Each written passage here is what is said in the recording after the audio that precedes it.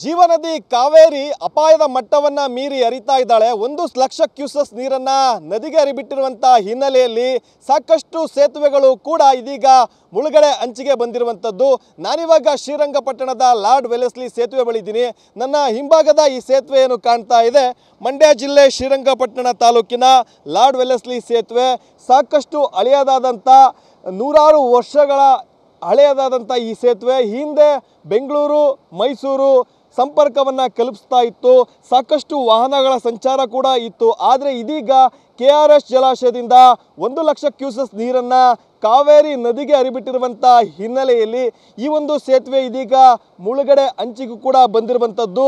ಆ ಸೇತುವೆಯ ದಡದವರೆಗೂ ಕೂಡ ಸಾಕಷ್ಟು ನೀರು ಕೂಡ ಬಂದಿದೆ. ಹೀಗಾಗಿ ಈ ಒಂದು ಸೇತುವೆಯ ಮೇಲೆ ಸಾರ್ವಜನಿಕರ ಸಂಚಾರಕ್ಕೂ ಕೂಡ ನಿರ್ಬಂಧ ಹೇರಿದ್ದಾರೆ. ಎರಡೂ ಕಡೆಗಳಲ್ಲೂ ಕೂಡ ಬ್ಯಾರಿಕೇಡ್ಗಳನ್ನು ಹಾಕಿ ಯಾವೊಂದು ವಾಹನಗಳು ಮತ್ತು ಸ್ಥಳೀಯರು ಕೂಡ ತಿರುಗಾಡದಂತೆ ನೋಡ್ಕೊಳ್ತಾ ಇರುವಂಥದ್ದು. ಅಂದರೆ ಬೆಂಗಳೂರಿನಿಂದ ಮೈಸೂರಿನಿಂದ ಬೆಂಗಳೂರಿಗೆ ಹಿಂದೆ ಇದೇ ಸೇತುವೆಗಳ ಮೇಲೆ ಕೂಡ ತಿರುಗಾಡ್ತಾ ಇದ್ರು. ಆದರೆ ಆ ನಂತರದಲ್ಲಿ ನೀರಿನ ಪ್ರಮಾಣ ಹೆಚ್ಚಾದಂಥ ಹಿನ್ನೆಲೆಯಲ್ಲಿ ಸೇತುವೆಯ ಮೇಲೂ ಕೂಡ ನೀರು ಹರಿದು ಬರ್ತಾ ಇತ್ತು. ಹಾಗಾಗಿ ಹೊಸದಾದ ಸೇತುವೆಯನ್ನು ಅದರ ಮುಂಭಾಗದಲ್ಲಿಯೇ ಕೂಡ ನಿರ್ಮಾಣ ಮಾಡಿದ್ದಾರೆ. ಇದೀಗ ಬೆಂಗಳೂರು ಮೈಸೂರು ಸಾಕಷ್ಟು ಹೋಗುವಂಥ ಎರಡೂ ನಗರಗಳಿಗೆ ಹೋಗುವಂಥ ಸಾಕಷ್ಟು ವಾಹನಗಳು ಹೊಸದಾದಂಥ ಸೇತುವೆ ಮೇಲೆ ಸಂಚಾರವನ್ನು ಮಾಡ್ತಾರೆ.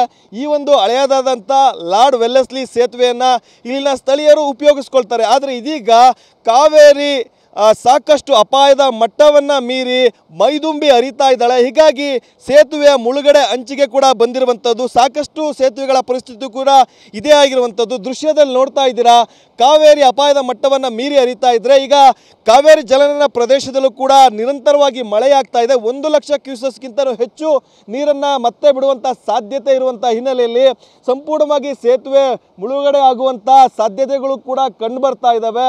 ಒಟ್ಟಾರೆ ಮಂಡ್ಯ ಜಿಲ್ಲೆಯ ಜೀವನಾಡಿ KRS ಜಲಾಶಯ ಈಗಾಗಲೇ ಸಂಪೂರ್ಣವಾಗಿ ಭರ್ತಿಯಾಗಿ ಕಾವೇರಿ ನದಿಗೆ ಅಪಾರ ಪ್ರಮಾಣದ ನೀರನ್ನು ಬಿಟ್ಟಿರುವಂಥ ಹಿನ್ನೆಲೆಯಲ್ಲಿ ಲಾರ್ಡ್ ವೆಲೆಸ್ಲಿ ಸೇತುವೆ ಕೂಡ ಮುಳುಗಡೆ ಅಂಚಿಗೆ ಬಂದು ತಲುಪಿದೆ. ಕ್ಯಾಮ್ರಾ ಪರ್ಸನ್ ಗುರುರಾಜ್ ಜೊತೆ ಪ್ರಶಾಂತ್, TV9 ಮಂಡ್ಯ.